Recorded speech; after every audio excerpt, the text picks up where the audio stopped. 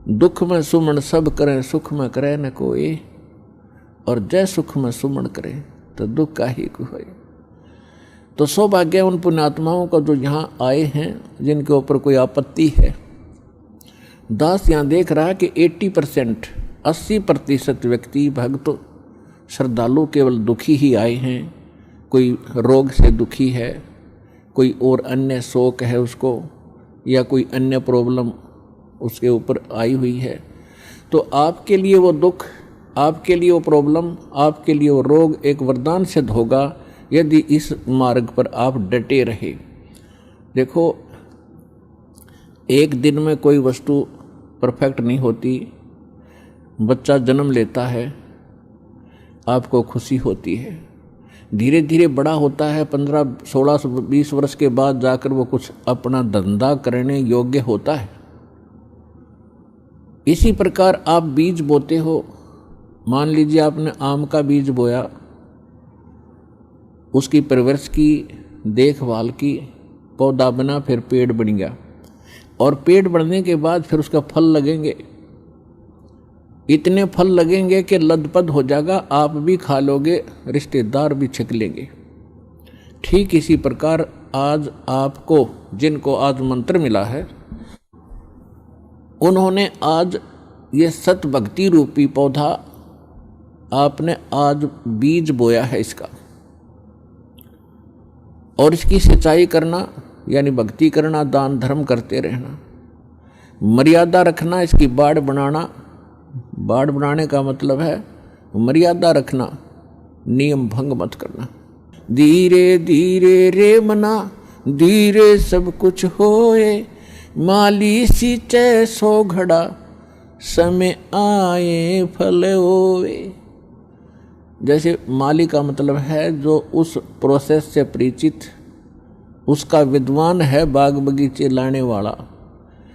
वो बीज बोता है और उसमें सैकड़ों पानी घड़े डालता है, वाटर पानी के, और धीरे धीरे वो बड़ा होता है।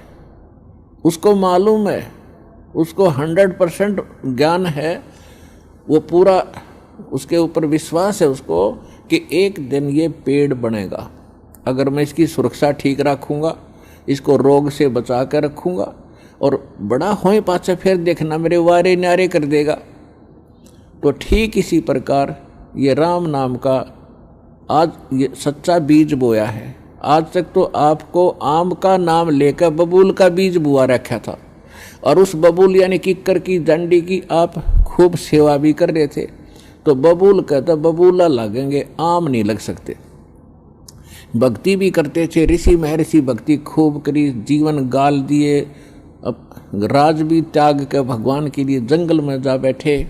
लेकिन वो आम का पेड़ ना होने से, आम का बीज ना बोने से बबूल का बीज बो लिया, उनमें सिद्धियां आ गई।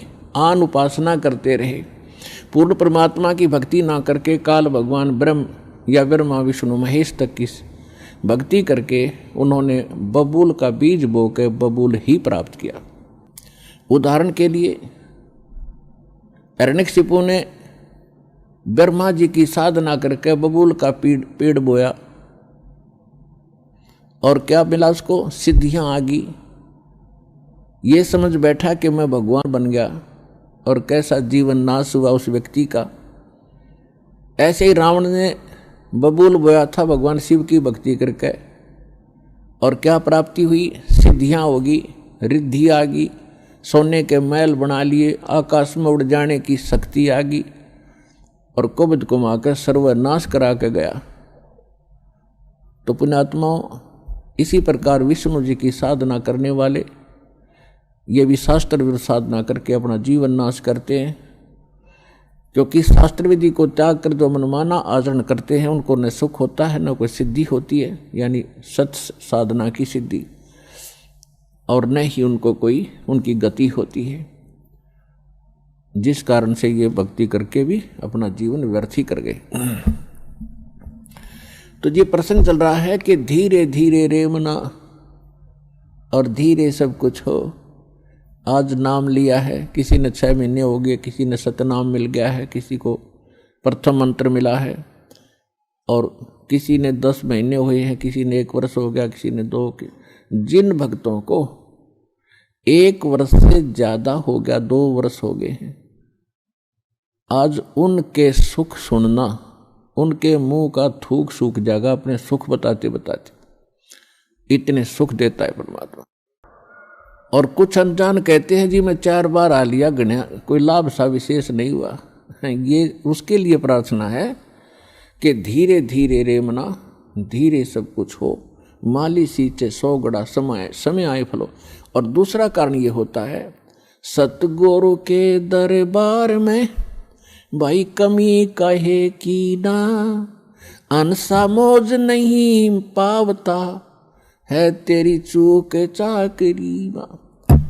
इस सच्चे दरबार में किसी चीज की कमी नहीं है। यदि आपको कोई राहत परमात्मा से नहीं मिल पा रही है तो आपका कनेक्शन ठीक नहीं है। अपन आत्माओं जैसे एक मेन लाइन आई है बिजली के तारों की, और वहां से पूरी कॉलोनी को कनेक्शन मिला हुआ है, और किसी एक व्यक्ति का पंखा नहीं चल रहा या मोटर नहीं चल रही या कोई भी आइटम नहीं चल रहा, तो उसका कोई और कारण हो सकता है। या तो पंखा खराब हो सकता है या मोटर खराब हो सकती है, उसको चेक कराओ। और सारा ही व्यवस्था नहीं चल रही कोई भी, तो आपका कनेक्शन ठीक नहीं है। तो यहाँ एक बहुत बड़ी हम गलती करते हैं कि मर्यादा ना रख के भगवान का हम आशीर्वाद प्राप्त नहीं कर पाते, जिस कारण से आप जी का वो कनेक्शन कट जाता है। कहते परमात्मा कहते औखद खावे और पत्थर है, औखद खावे और पत्थर रखे और तब पावे मोक्ष।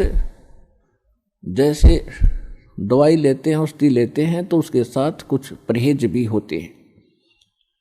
तो इस मार्ग में परहेज कंपलसरी है, परमात्मा के इस मार्ग में।